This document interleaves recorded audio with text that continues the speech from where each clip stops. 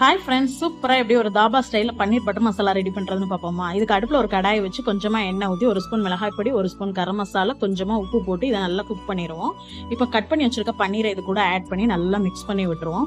ஒரு 2 நிமிஷம் இதிலே குக் ஆகட்டும். இப்போ இதை இறக்கி வச்சுட்டு இன்னொரு கடாயில் கொஞ்சமாக எண்ணெய் ஊற்றிக்குவோம். 2 பெரிய வெங்காயம், 2 பெரிய தக்காளி, 2 பச்சை மிளகா, கொஞ்சமாக ஸ்பைசஸ், கொஞ்சமாக கேஷ்நட் இதெல்லாம் போட்டு நல்லா வதக்கி விட்டுருவோம்.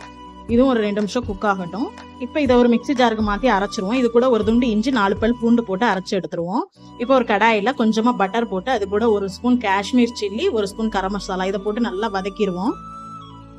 இப்போ அரைச்சி வச்சிருக்க பேஸ்ட்டை இது கூட போட்டு நல்லா மிக்ஸ் பண்ணி விட்டுருவோம். கொஞ்சமாக தண்ணி ஊற்றிக்கோங்க. இப்போ இது கூட தேவையான அளவு உப்பு போட்டு நல்லா கொதிக்கட்டும்.